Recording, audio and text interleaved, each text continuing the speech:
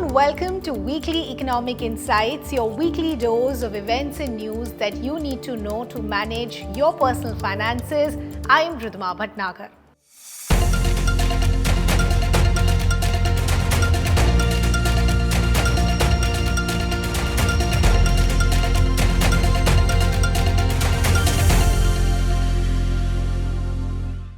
Let's begin with all the stock market action of the week gone by. Let's begin with the Indian markets. Nifty made an all-time high of 22,619 this week. It was up by 186.8 points this week, about 0.83%, closing at 22,513.70. Sensex made an all-time high of 74,501.21. It was up by 596.87 points this week, about 0.81%, closing at 74,248.22. Now, let's talk about all the global market action. The Nasdaq Composite was down by 130.94 points, about 0.79%, closing at 16,248.52. Dow Jones Industrial Average closed at 38,904.04, down by 2.26% compared to last week's closing. FTSE closed at 7,911.16, down by 41.46 points compared to last week. Hang Seng Index closed at 16,723.92, up by 1.10% compared to last week. Let's now talk about all the action from the commodity space. Gold continued to gain with prices surging to achieve a fresh all-time high on Friday, closing at Rs 71,735. Silver rates also climbed to a new peak of Rs 81,030 per kg last week. Let's now bring you the big news of the week, and that came from the central bank. The Reserve Bank of India held its first Monetary Policy Committee meeting for FY25 between the 3rd of April to the 5th of April this year. Let's bring you the big key highlights. Rates were kept unchanged. The policy repo rate still stands at 6.5%. The standing deposit facility rate is at 6.25%, and the marginal standing facility and bank rate stands at 6.75%. The RBI governor said that the domestic economy showed strong momentum, with real GDP expanding at 7.6% in 2023-24, driven by a robust domestic demand. The real GDP growth for 24-25 is projected at 7%, with Q1 at 7.1%, Q2 at 6.9%, Q3 at 7%, and Q4 also at 7%. Let's now talk about the CPI inflation for 24-25. That is projected at 4.5%, Q1 at 4.9%, Q2 at 3.8%, Q3 at 4.6%, and Q4 at 4.5%. Let's bring you some other news from the central bank.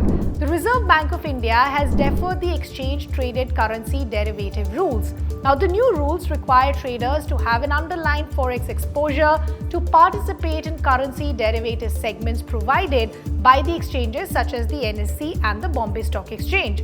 The rule was to be effective from the 5th of April, but after receiving feedback about the participation, the RBI has deferred the implementation of new rules for exchange-traded currency derivatives to the 3rd of May 2024.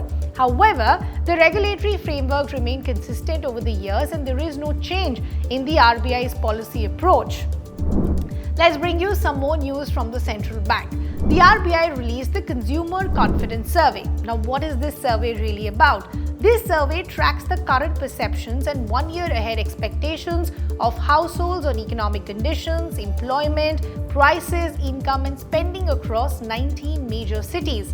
Now, through this survey, it was found that the consumer confidence in India has been consistently improving, is at its highest since mid-2019. The CSI, or the Current Situation Index, also surged by 3.4 points to 98.5. Moving on.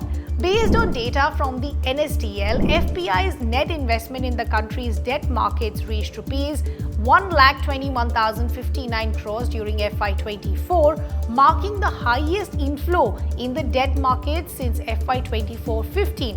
In FY24-15, the net investment stood at Rs 1,66,127 crores.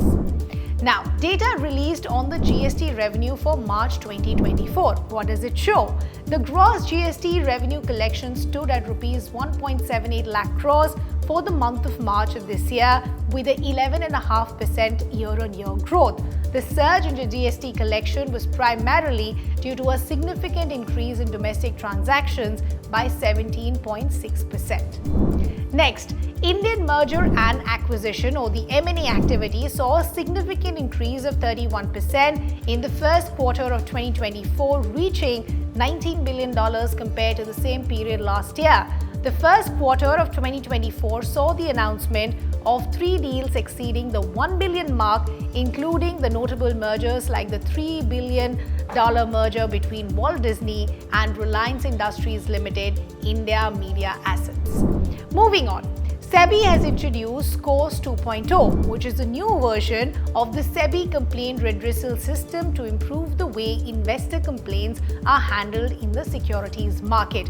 Now, this is an online system where investors in the security markets can lodge their complaints through the web URL or an app. Starting from the 1st of April this year, investors can only register their complaints through the updated version of Scores. Now, let's talk about the features of this new system, which include reduced timelines for redressal of investor complaints, that is 21 calendar days from the date of receipt of the complaint, introducing an auto-routing of complaints to relevant entities, eliminating the delays as far as complaint flow is concerned. Next, the IT department has released the forms of the ITR1, ITR2, ITR4 forms for the financial year 23-24, which is assessment year 24-25 for filing. Now, the e-filing version has been released. This simplifies the process for taxpayers, allowing them to begin filing their income tax returns. Now, in some news as far as ratings are concerned, CRISIL Ratings credit ratio moderated in H2 of fiscal year 24 but maintained an elevated level at 1.79 times compared to 1.91 times in the first half. So what have been the key takeaways? Infrastructure and related sectors outperformed the CRISIL Ratings portfolio, with construction, renewable power and road assets leading in upgrades. The downgrade rate at 6.7% remains close to the 10-year average. 21 out of the 26 corporate sectors have a strong to favorable credit quality outlook, which includes sectors like auto components, hospitality, education, and those benefiting from the government. All 12 infrastructure sectors have a strong to favorable credit quality outlook. Next, the CBIC chairman Sanjay Kumar Agrawal has said that the indirect tax collection for the fiscal year 2024 has surpassed the revised estimates of Rs 14.84 lakh crore by a great margin. However, the gross tax collection target was Rs 34.37 lakh crore for FY24. Now, let's talk about digital payments. Worldline, a global leader in payment services, has released its India Digital Payments Report for H2 2023. The report reveals that UPI remains dominant in the payment system and is rapidly expanding its reach with 56% year-on-year growth in volume. Let's bring you the key highlights. In July 2022 to July 2023, the POS terminals grew by 26% to 8.56 million, dominated by private sector banks at 73% market share. Bharat QR usage rose by 32% to 5.96 million, with UPI QRs notably expanding by 57% to 317 million. The average ticket size of all UPI transactions in H2 2022 was Rs 1,648 compared to Rs 1,515 in H2 of 2023, which means this is an 8% decrease. In December 2023, the total number of cards reached 1.384 billion, showcasing a growth of 6% year-on-year increase. Credit cards surged by 21% to 97.9 million. Prepaid cards grew by 13% to 325 million. Debit cards saw a marginal 2% growth to 960.8 million.